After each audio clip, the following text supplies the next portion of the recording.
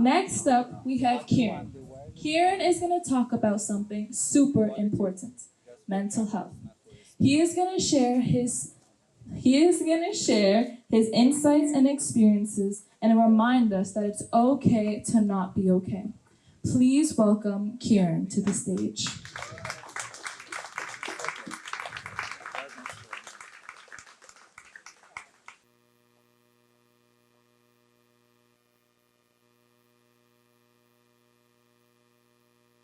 People say it's not about how hard you get hit, but how much you can get hit and keep moving forward. I agree with that. But let's rephrase it. What I say is it's not about how many times you feel worthless, think you're not good enough, or do the wrong thing. It's about how many times you accept that perfection is impossible, but being the best, being the outright most that you can be in that moment, that power, that thrill, that drive to think straight, to imagine, to know you'll be great, it changes people. It changes me. You're not the only one who thinks they can fix everything, who knows how to fix everything. But you are the only one. We are one. We think the same, see the same, know the same. And by know, I don't mean knowledge, I mean understanding. People relate and think they can see, but not everyone truly sees it. The moment you realize you're unstoppable, when you know what you're going to do with your life, it's incredible. I'm going to tell you something personal. I don't like sharing it, but maybe you'll understand. And even if you don't, you'll hear it. And that matters.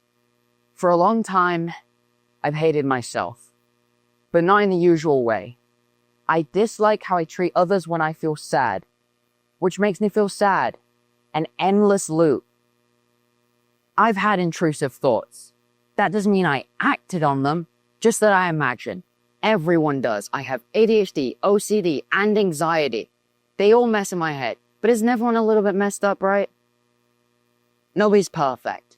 So why do we dwell on our flaws? We have this whole system that tells us if something is at all wrong with you, then it's all your fault. But that's not true. I've spent roughly 12 years of my life in horrible schools and terrible circumstances. During school in England, I was bullied relentlessly. A kid pushed me down a slide so badly, I ended up in an ambulance. I used to randomly hit people back then, but you can't blame me when all the teachers blamed ADHD and then followed up by calling me just a bad kid. Imagine being 5, 6, 7 years old, told by every single teacher that you're just a bad kid.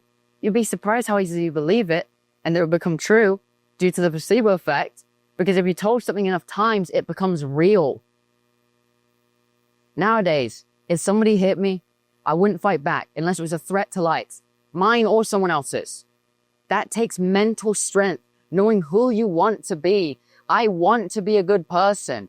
Maybe I can't show it in my words, but I hope that I can prove it in my actions. Short term, maybe not. Long term, hopefully.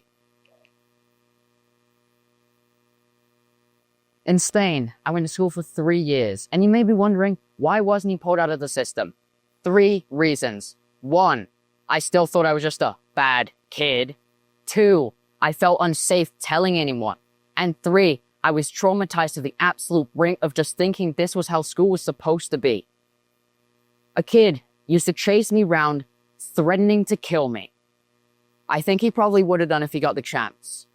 Once, he pretended to be my friend, and then threw a ball at my head, and my head slammed into a metal goalpost.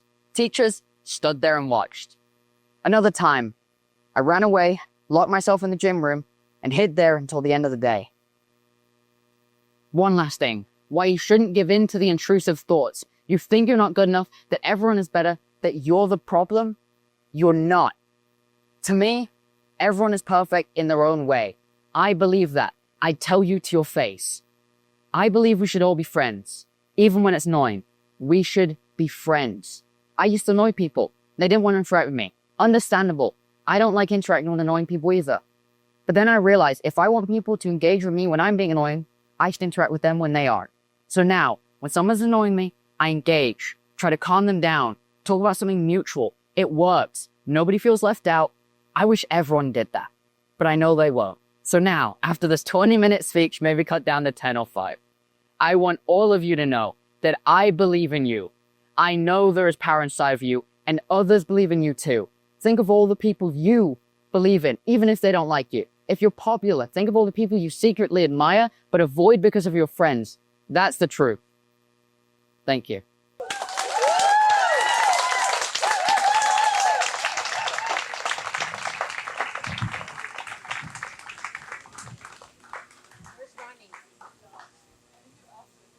Thank you, Ciaran, for such an important message.